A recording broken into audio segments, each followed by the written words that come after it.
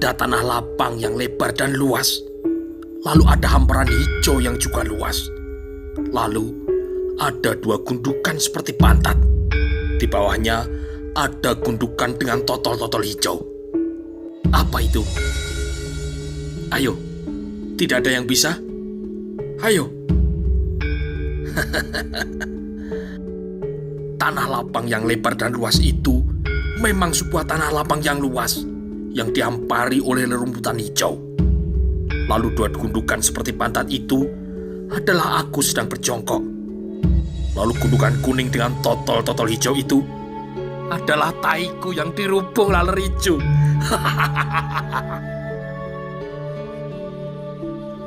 Gagak Bongol mengakhiri ceritanya dengan tawa yang begagakan. Sebaliknya, merah padamlah kini wajah Bradabasa yang tengah menyelesaikan makannya. Gila nih, aku masih belum selesai makan, teriak Bradabasa dengan keras. Bradabasa ternyata memiliki kepekaan yang luar biasa kepada hal-hal yang menjijikkan. Mendadak Bradabasa berdiri dan terpaksa mengeluarkan isi perutnya. Singo Praben yang tengah dililit duka oleh kematian dari Risang Panjerlawang ternyata kini bisa juga tertawa menyaksikan kekonyolan dari teman-temannya. Akan tetapi, walaupun Gagak Bongol berbicara hal-hal yang menjijikkan, beberapa Bayangkara yang lain sama sekali tidak terpengaruh. Ayam yang aku makan ini ternyata belepotan tai sapi, celetuk Riung Samudra yang lagi-lagi disambut dengan derai tawa. Macan Lewung kini terpingkal. Bradabasa pun kini akhirnya juga ikut tertawa. Sementara itu, perhatian dari telik sandi pendukung Rakuti kini kembali terpusat manakala Lembu Pulung angkat bicara. Aku juga punya teka-teki. Orang-orang melakukannya dengan penuh gairah sampai lupa kepada anak istri. Namun bukan adu jago. Apa itu? Itu adalah judi main dadu dederan, jawab Singo Praben seketika. Gagak Bongol dan Lembang Laut kini saling melirik dengan raut muka yang amat bersungguh-sungguh.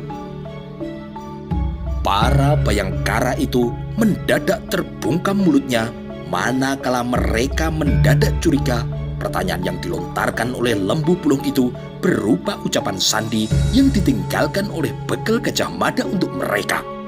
Para Bayangkara bingung sebagaimana Bongol dan Lembang Laut yang masih didera teka-teki jawaban kalimat sandi itu. Jika ada yang menyembunyikan senyumnya rapat-rapat, orang itu adalah telik sandi dari Rakuti yang merasa kini telah mengetahui jawabannya.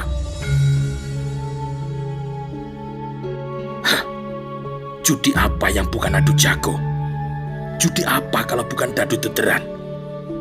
Jika itu yang dimaksud oleh bekal Gajah Mada, tempat mana lagi kalau bukan di Badender? Daerah itu pernah berutang budi pada Srijaya Negara karena pernah mengalami kesulitan pangan oleh paceklik. Aku bahkan yang kesana untuk menjadi bagian dari yang bertanggung jawab terhadap pengiriman bahan itu, berkata kini telik sandi itu dalam hatinya. Bradabasa adalah orang yang paling suka berbicara dengan ceplas-ceplos. Apakah itu kalimat sandi dari Kakang Bekel sebagai petunjuk arah yang harus kita tempuh? Bertanya Bayangkara yang bertubuh gagah dan kekar itu. Gagak Bongol dan Lembang Laut kini tidak bisa mengelak lagi. Lembang Laut kini akhirnya mengangguk.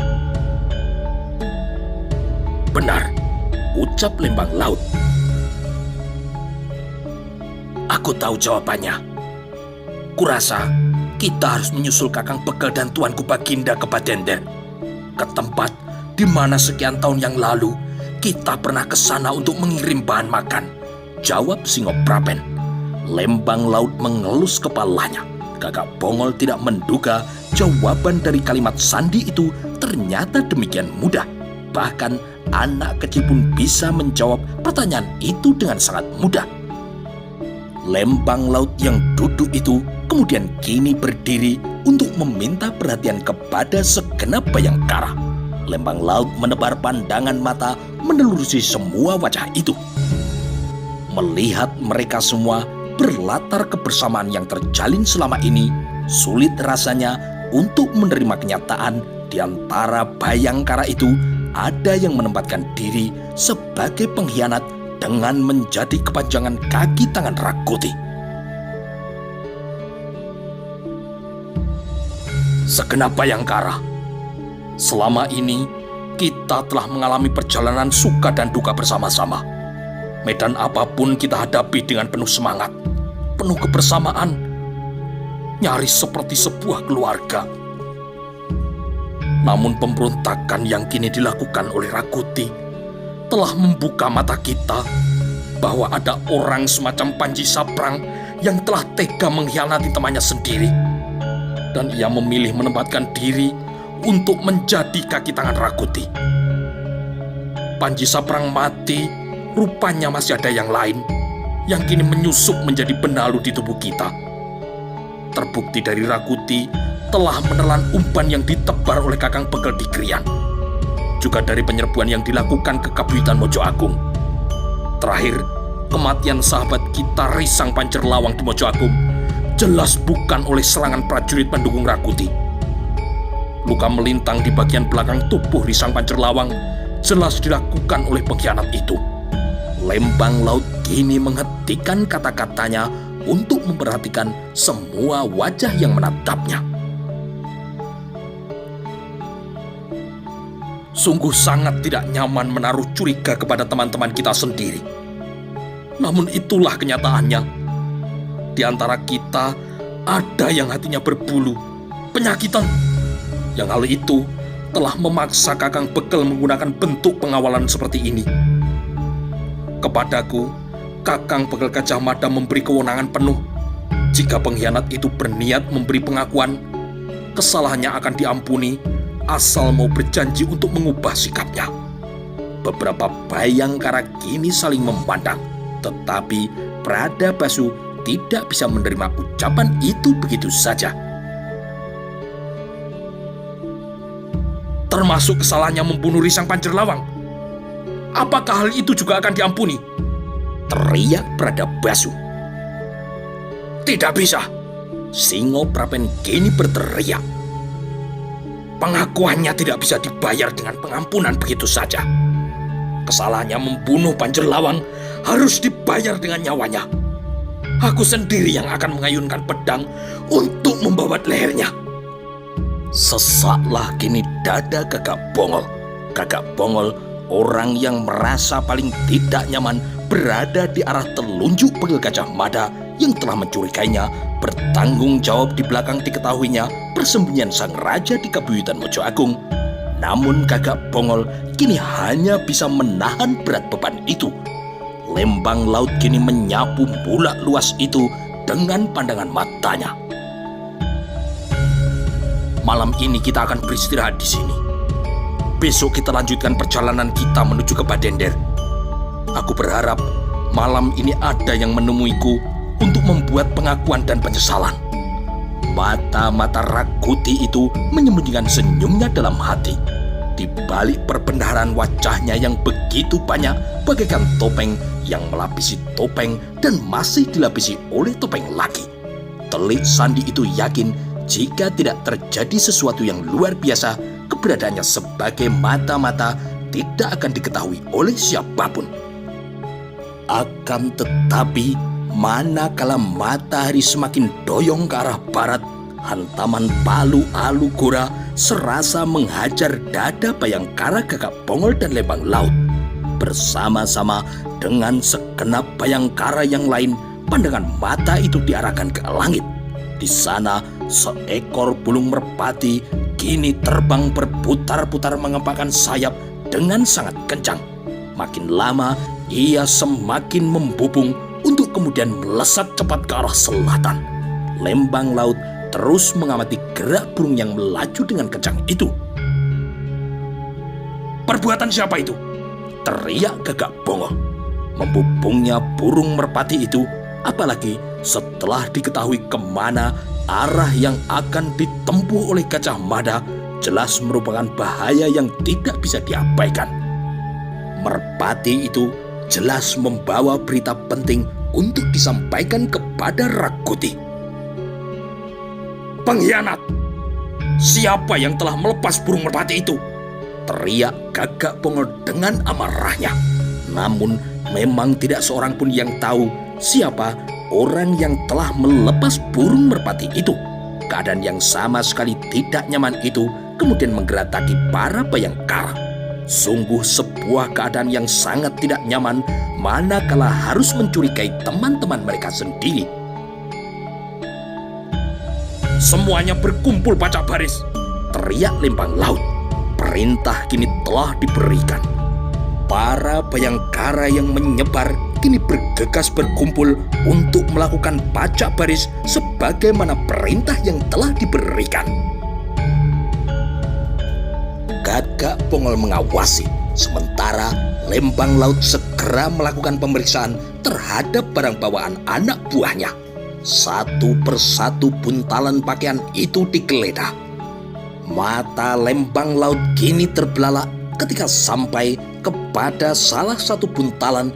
Ia menemukan remah jagung dalam jumlah yang banyak. Lembang Laut kemudian melangkah mendekat ke orang yang diketahui memiliki buntalan-buntalan itu. Sebuah cara yang murah dan mudah untuk mengurangi kekuatan pasukan Bayangkara, ucap mata-mata Rakuti yang berada dalam pacak baris pasukan Bayangkara itu. Pucat Pasilah kini Maheso Kingkin karena ia adalah pemilik buntalan pakaian yang ada di dalamnya telah ditemukan remah-remah jagung makanan burung merpati itu. "Jadi kau pengkhianat itu?" desis Lembang Laut. "Tidak, bukan aku." "Lalu, bagaimana kau menjelaskan makanan burung merpati itu bisa berada dalam buntalan pakaianmu?" tekan Lembang Laut. "Dan juga, teganya kau bantai Pancer Lawang dengan cara yang sangat pengecut itu," Gagak Pongol kini menambahi. Gugup kini Maheso Kingkin. Namun apa yang dilakukan oleh Gagak Pongol kemudian adalah mengakhiri hidup Maheso Kingkin untuk selama-lamanya. Ayunan pedang yang telah dilakukan oleh Gagak Pongol dari arah belakang kini menyambar leher Maheso Kingkin yang menyebabkan kepala kini terpisah dari tubuhnya. Tidak seorang pun dari Bayangkara yang memalingkan wajah manakala Gagak Pongol menuntaskan hukuman yang dijatuhkan kepada pengkhianat yang telah merepotkan itu. Benar-benar sebuah harga yang murah dan meriah. Bahkan tanganku pun tidak harus berlepotan darah. Mestinya aku yang mengawinkan pedang memenggal leher itu untuk menyempurnakan sandiwara yang telah kulakukan. Kini Bradabasulah yang terhenyak. Gemetar dengan cukup lama, Bradabasu memandangi tubuh Maheso Kingkin yang membeku dengan darah yang masih deras muncul dari bagian lehernya. Bradabasu kini bahkan tidak mampu berdiri cukup lama. Dengan pandangan mata yang terbelalak, Bayangkara yang usianya paling muda itu kemudian memandangi tubuh sahabatnya yang telah koncatan nyawa. Bradabasu sangat tidak percaya Maheso Kingkin adalah pengkhianat yang telah mempermainkan pasukan Bayangkara selama ini.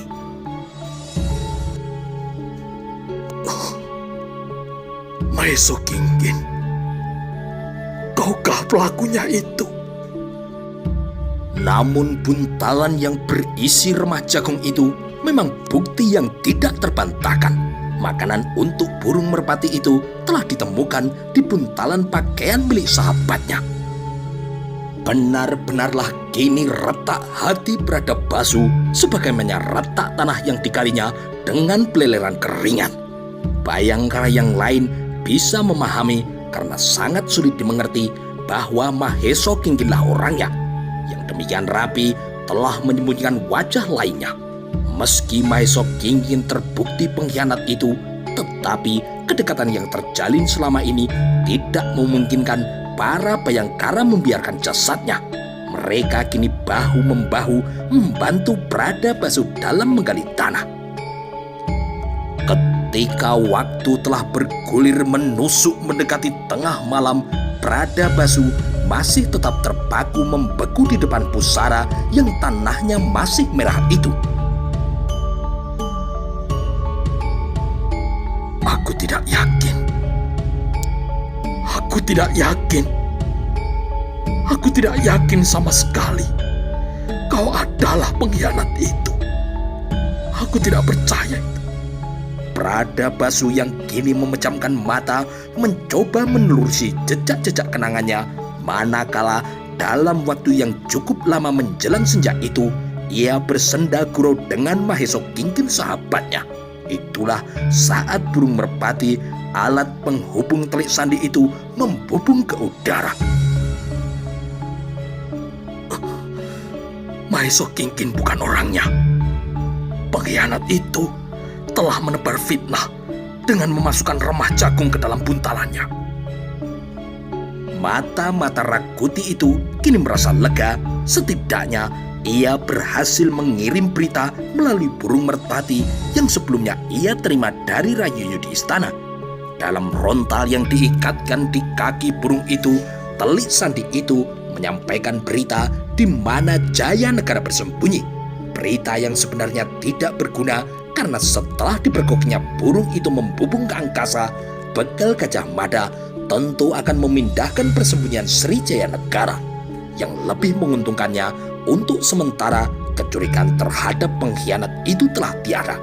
Dengan demikian, ia mempunyai keleluasaan untuk bertindak, bahkan bisa menempatkan diri pada jarak yang amat dekat dengan Srijaya Negara, sedekat ayunan pedang untuk menebas lehernya, bahkan sedekat taburan racun untuk membantai segenap Bayangkara yang ia merasa sangat tidak terhormat atau berbangga hati berada di dalamnya.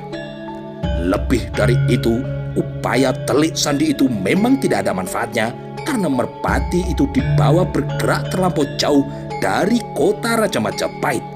Merpati yang melesat membubung ke angkasa itu telah kehilangan lacak untuk kembali bertemu dengan merpati betina yang menjadi pasangannya. Tidak jelas mengapa burung itu malah melesat berbelok ke arah barat. Sementara setiap saat, setiap waktu, Rayuyu selalu menengok kandangnya. Burung merpati jantan itu ternyata tidak pernah kembali. Meski meyakini Maheso Kingkin bukanlah pengkhianat itu, tetapi Bradabasu tidak mungkin mempersoalkan keyakinannya saat itu juga. Aku harus menemukan buktinya. Aku harus bisa membuktikan Maheso Kingkin sama sekali bukan pengkhianat seperti yang telah mereka kira. Pasti ada yang melakukan fitnah keji. Kakang-kakak Bongol yang dengan kejam menebas kepalanya, suatu ketika kelak harus menebus kesalahannya. Gumam Bayangkara Bradabasu dalam hatinya. Ketika Lempang Laut dan Gagak Bongol merasa pengkhianat pasukan Bayangkara justru telah berhasil ditemukan, bahkan telah mereka habisi, sebaliknya Bradabasu justru kini mulai memilah-milah wajah para Bayangkara. Aku harus bisa menemukannya, desis pemuda tampan itu. Hingga akhirnya malam sampai ke tengah puncaknya adalah bersamaan waktunya ketika Gajah Mada dan Jaya Negara mulai memasuki pegunungan kapur, hingga akhirnya Gajah Mada telah sampai di pintu gerbang Padender. Senyap kini telah menyelimuti desa yang sepi itu dan hanya diterangi oleh beberapa obor yang berminyak getah daun jarak. Untung kini di langit bulan begitu terang benderang tanpa mendung sedikit pun, dan itu memudahkan Gajah Mada untuk masuk ke dalam pedukuhan itu. Apakah yang terjadi di Majapahit sudah terdengar sampai di tempat ini, Gajah Mada? Jaya Negara kini bertanya. Belum, tuanku, jawab Gajah Mada. Tempat ini benar-benar jauh dari Majapahit. Kata-kata Jaya Negara itu terdengar menahan beban seperti terlontar dari kedalaman hatinya. Adakah pada suatu ketika kelak Jaya Negara akan bisa kembali ke kota raja? Jaya Negara mendadak teringat kepada para ibu ratu. Dilandasi rasa gelisah dalam memikirkan adakah mereka semua kini berada dalam keadaan selamat tidak kurang suatu apapun, para ibu ratu, istri mendiang dari romonya yang berasal dari semua anak Kertanegara, Raja Singosari Pamungkas yang terdiri dari 4 bersaudara. Mereka adalah Dyah Sri Tribuaneswari, Ratu Dyah Sri Narendra Duhita, Ratu Dyah Dewi Prajna Paramita, dan Ratu Dyah Dewi Gayatri. Sementara ibu kandungnya sendiri yang telah melahirkannya telah berpulang mendahului para ratu lainnya. Jaya Negara kini juga terbayang dan mencemaskan keselamatan adik-adiknya, yaitu putri dari ibu Ratu Dyah Dewi Gayatri. Semoga mereka semua berada dalam keadaan selamat. Semoga Rakuti tidak bertindak gegabah sampai berniat untuk menjarah Rimbi, ucap raja yang tergusur itu dalam hatinya. Derap kuda tak lazim di Badender itu telah menyebabkan segenap penghuni rumah di sepanjang jalan yang dilewati oleh Jaya Negara kini terbangun dan bertanya-tanya dalam hati, siapa gerangan orang yang berkuda yang baru lewat itu? Bekal Gajah Mada yang cukup mengenal daerah itu karena pernah mengunjunginya tidak mengalami kesulitan untuk menuju ke rumah Ki Lurah Badender. Adalah Ki Lurah Badender yang merasa gerah oleh udara panas kini berada di halaman sambil memperhatikan gugusan bintang yang berterbaran di langit. Dalam sekejap kemudian terkejutlah Ki Lurah Badender itu mendengar suara kuda yang berderap dari kejauhan dan kemudian mengarah ke rumah kediamannya. Gajah Mada kemudian meloncat turun dari kudanya disusul oleh Kolo Gemet. Dengan amat ramah, Ki Begal Gajah Mada kemudian menyapa. Selamat malam Ki Lurah. Adakah Ki Lurah masih mengenal saya? Ki Lurah Badender kini terperanjat. Ia amat hafal dengan suara itu meskipun telah lama tidak pernah didengarnya lagi. Nak Mas Begal Gajah Mada, benarkah Nak Mas yang datang berkunjung malam ini? Bertanya kini Ki Lurah Badender. Benar Ki Lurah, jawab Gajah Mada. Ki Lurah kemudian bergegas mempersilakan tamu-tamunya, yang seorang ia telah mengenal, tetapi belum untuk yang seorang lagi. Di ruang tengah dari pendopo rumahnya yang sederhana, Ki Lurah menerima kehadiran dari tamu-tamunya. Bagaimanapun, kedatangan Begal Gajah Mada yang datang jauh-jauh dari ibu kota Majapahit kini menimbulkan tanda tanya baginya. Apalagi kedatangannya setelah lewat tengah malam. Bagaimana kabar Ki Lurah selama ini? Tanya Gajah Mada. Baik Nak Mas, paceklik seperti yang pernah terjadi dulu. Syukurlah tidak pernah terulang kembali. Setidak-tidaknya dalam beberapa tahun ini hujan turun sebagaimana musimnya. Lumbung-lumbung kini telah penuh dengan cadangan bahan makanan. Pendek kata, Badender dan sekitarnya kini tidak kurang suatu apapun. Sebagian sawah yang dibuka tidak lagi mengandalkan tanda hujan, tetapi dengan air yang dialirkan dari sungai. Mendengar hal itu, Gajah Mada tersenyum. Ki Lurah Badender kemudian memandang Jaya Negara. Bersama siapakah Nak Mas Begal Gajah Mada datang kali ini? Cobalah Ki Lurah menebak. Dengan siapa saya datang kali ini? Balas Begal Gajah Mada. Ki Lurah kini mengerutkan kening. Tentu saya tidak bisa menebak Nak Mas. Beliau adalah Baginda Tuanku Sri Jaya Negara atau Kolo Gemet, jawab Gajah Mada dengan datar. Terperanjatlah bukan kepalang Lurah Badender itu. Bahkan kaget yang dirasakannya jauh melebihi rasa kaget di batu ular. Terbelalak tidak bisa berbicara untuk beberapa lama, Ki Lurah Badender terus berusaha keras mengumpulkan kesadarannya yang melayang entah kemana. Manakala Ki Lurah telah sadar sepenuhnya, dengan perlahan lelaki paruh baya itu beringsut akan berjongkok. Sudahlah Paman Lurah, saat ini aku berada di rumahmu, bukan sebaliknya. Tata cara yang berlaku adalah tata cara di rumahmu. Paman Lurah tidak harus menyembahku. Masih bingunglah kini Lurah Badender. Kedatangan Jaya Negara ke rumahnya, ia rasakan bagai dewa yang turun dari kayangan dan berkenan untuk singgah di dalam rumahnya. Hal itu tentu amat membingungkan dan sulit untuk dipercaya. Lebih jauh lagi, Ki Lurah kini menjadi bingung kenapa Raja Majapahit sampai turun jauh ke sudut kelurahan yang dipimpinnya. Namun Begal Gajah Mada tidak ingin membuat Ki Lurah berlama-lama kebingungan.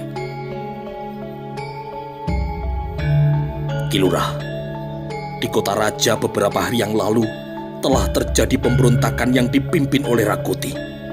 Keadaan sangat membahayakan keselamatan Tuanku Jayanegara. Itulah sebabnya aku membawa Sri Baginda kemari, karena aku berpendapat tempat ini cukup aman dan jauh dari jangkauan Rakuti. Serasa meluap kini isi dada Ki Lurah. Tentu saja nak mas. Saya persilahkan apabila Tuanku Baginda memilih kelurahan ini sebagai tempat untuk berlindung. Hamba dengan terlebih-lebih segenap kawula Badender akan memberikan perlindungan kepada Tuanku. Bahkan seandainya kami harus menebusnya dengan nyawa. Mendengar hal itu, Sri Jaya Negara tersenyum. Ki Lurah, tentu hanya kalangan terbatas yang perlu untuk mengetahui hal ini.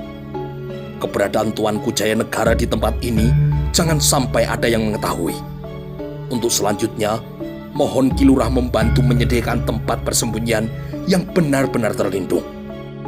Dengan jelas, Begal Gajah Mada menuturkan apa yang terjadi di kota Raja, bagaimana sepak terjang Rakuti, bagaimana pertempuran yang terjadi, juga apa yang telah dialami oleh Sri Jayanegara di Kabuyutan Mojo Agung. Persembunyian di Mojo Agung yang semula dikira telah aman, ternyata justru dengan amat mudah diketahui oleh Rakuti. Begal Gajah Mada kemudian menekankan jangan sampai hal itu terulang kembali di Badender. Pagi itu pula terjadi kesibukan yang luar biasa di rumah Ki Lurah Badender yang dengan segera membangunkan para magersari untuk menyiapkan santap bagi tamunya. Ki Lurah yang tidak ingin mengecewakan tamunya, mengingat tamu yang kini berada di rumahnya bukanlah tamu sembarangan. Ia segera memerintahkan untuk menyembelih 5 ekor ayam sekaligus dan dimasak menggunakan jenis bumbu yang paling lezat. Ada yang disajikan dengan dibakar, ada pula yang disajikan dalam bumbu yang lezat. Siapa tamu penting itu sampai Ki Lurah memerintahkan untuk memasak 5 ekor ayam sekaligus? Bertanya seorang magersari kepada temannya seorang magersari juga. Aku tidak tahu. Kita kerjakan saja perintah dari Ki Lurah. Sebanyak ini apa habis? Kan kita nanti yang menghabiskan. Tidak tanggung-tanggung Ki Lurah dalam memberikan penghormatan kepada Sri Jayanegara. 4 orang pemijat sekaligus dipanggil untuk melayani 2 tamu penting itu. Kepada 4 pemijat itu diperintahkan untuk bersikap dengan sangat hormat. 2 orang pemijat itu mengurut tubuh Begal Gajah Mada dan 2 orang yang lain melayani Kolo Gemet.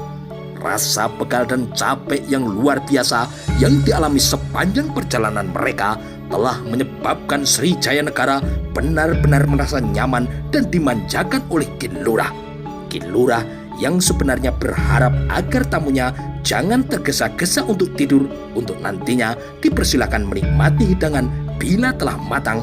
Tetapi ternyata nyamannya pijatan itu dengan segera menerbangkan Jaya Negara ke alam mimpi. Demikian juga dengan bekal Gajah Mada. Hari esoknya adalah ujung dari perjalanan panjang yang ditempuh oleh rombongan Bayangkara, Lembang Laut, dan Gagak Bongol. Teriknya matahari hingga kemudian doyong ke arah barat kini bagai menyambut kedatangan mereka di Badender. Gajah Mada menyambut kedatangan mereka di halaman rumah Ki Lurah Badender. Akhirnya sampai juga kalian di tempat ini, sapa Gajah Mada. Lembang Laut menerima jabatan tangan dan pelukan yang diberikan oleh pemimpinnya. Namun bekal Gajah Mada kemudian segera melihat ada yang tidak ada di dalam rombongan pasukannya. Lembang Laut dan Gagak Bongol kemudian segera memberi penjelasan. Risang Pancerlawang tidak berada di antara kita lagi, Kakang, kata Lembang Laut. Gajah Mada kini mencuatkan sebelah alisnya. Apa yang terjadi dengannya? Apakah dia adalah orang yang kita cari selama ini? Bukan, Kakang. Risang Pancerlawang justru gugur sebagai korban pengkhianat itu. Luka di bagian belakang tubuhnya merupakan pertanda ia telah diserang dari belakang oleh orang yang diduganya tidak mungkin melakukan itu. Wajah Gajah Mada kini menegang. Lalu, apakah kalian telah berhasil menemukan siapa pelakunya? Lembang Laut mengangguk. Sejenak kemudian Lembang Laut menyempatkan untuk melirik Gagak Bongol yang membeku.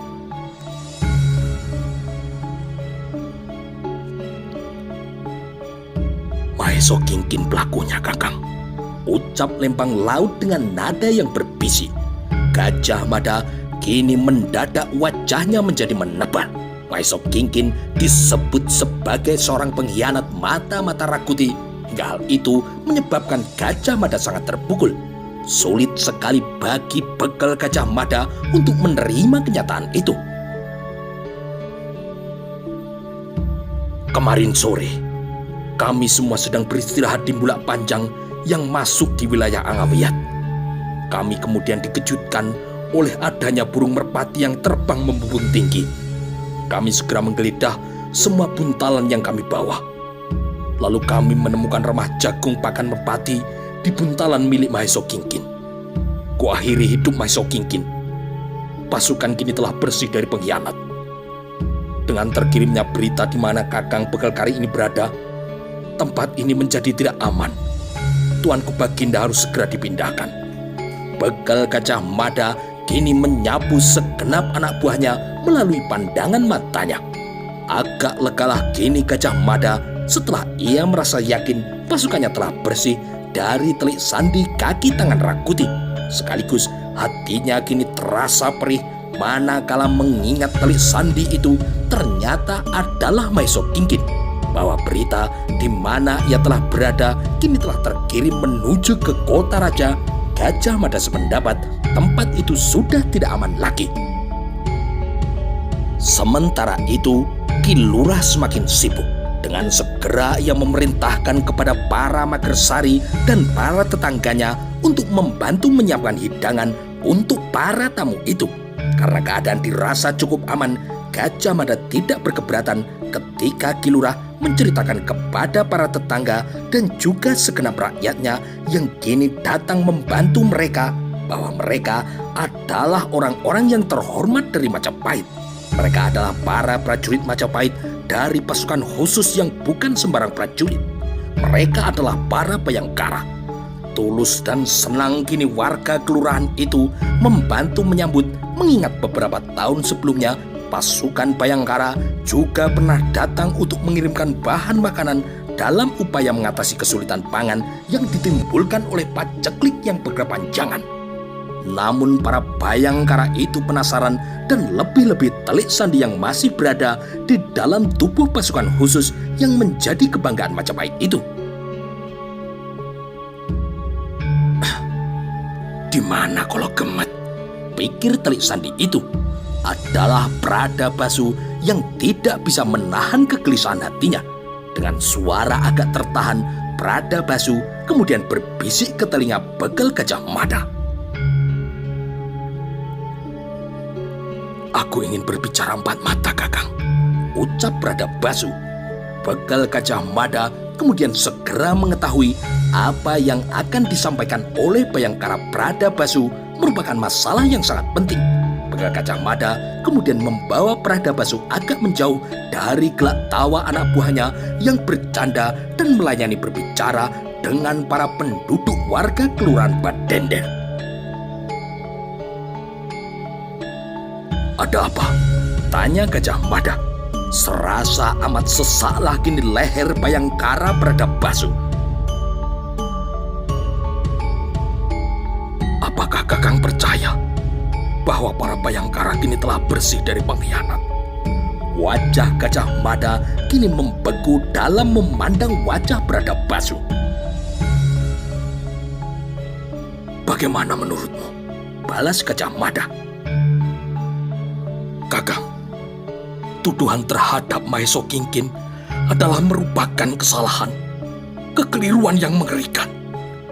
Maeso Kingkin hanya korban fitnah dari mata-mata Rakuti itu. Mata-mata itu telah memasukkan remah jagung ke dalam buntalan milik Maeso Kingkin. Maeso Kingkin bukan pelakunya, karena kebetulan tidak sekejap pun aku berpisah darinya. Aku tentu tahu jika ia telah melepas burung merpati itu." Hening sejenak kini kemudian mulai menggerataki. Wajah Bekel Gajah Mada kini kehilangan rona cerianya. Bekel Gajah Mada yang merasa mengenal Maeso Kingkin sependapat dengan Pradabasu. Maeso Kingkin memang tidak mungkin melakukan perbuatan yang tidak terpuji itu. Gajah Mada kini mulai memutar otaknya.